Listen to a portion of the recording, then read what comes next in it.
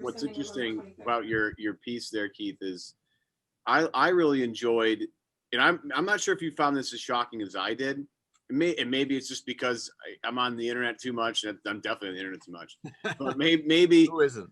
I'm right. It's just one of those things where, like, it's been overdone, and it's like the joke is stale, but like Danny Ainge always come up short on deals, et cetera, et cetera. The one thing I was surprised about in your piece was the amount of people that like enjoyed working with the Celtics on trade deals. I always thought, like, oh man, Danny must be a pain in the ass to deal with because he's always holding out.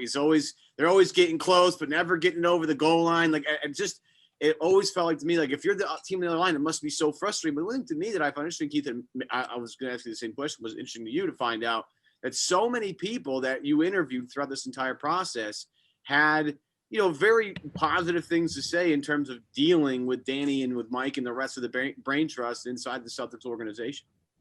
Yeah, the number one thing was that that came away from me is they're just there's no bull crap when you're dealing with them. It is, get in, get out. There's the one quote in the article that I used about one time we called and they said, you better be talking about draft picks. We don't want any of your players, and that's, and it's harsh, but it's also, refreshing to hear that. I heard, the number of times people said, especially at the draft and on that last day or two before the trade deadline, when everything is so busy, there's just not time to, bat around ideas. And I think people have, this misconstrued notion that when there's a trade, it's like, me and you making a trade in a fantasy league where I text you and say, what do you think? And, 6 texts later, we're plugging it into the site and off we go.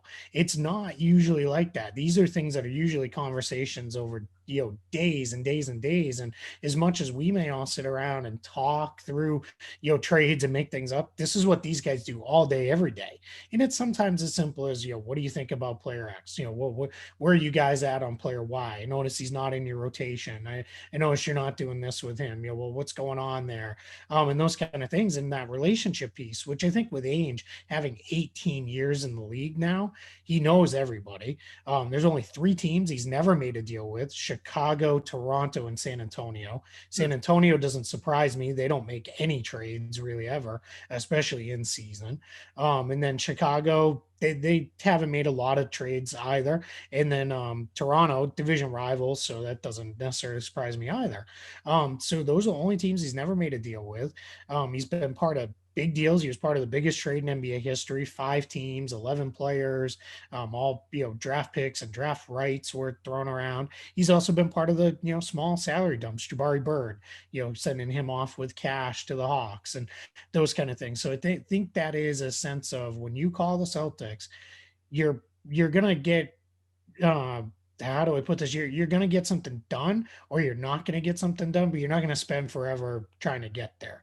And I think when Ainge says things like, we got close, so we tried really hard, there is truth in that. I think also, some folks said, from their perspective, there's probably a little bit of, well, you got to say those things, and you got to say that because you imagine if he came out at a trade deadline and said, yeah, we didn't really try. We didn't want to do anything. Fan base. Right? Yeah, he's going to get killed. That's going to be, the talking point until, somebody else in town does something dumb. So, that's, I think that's why we're at a point with Danny where he says the things he says. And, and one of the quotes that I also got was, you can say these things of, well, we offered a protected 2nd round pick for, this all NBA all-star level guy. And, and they said no. And then we can say, well, we tried to trade for him. And that's, I don't think a lot of teams do that, but I think I don't think the average person knows how much these teams talk trades and spend time on the phone and text and everything back and forth trying to get, something done. It takes a long time for a lot of these deals to come together.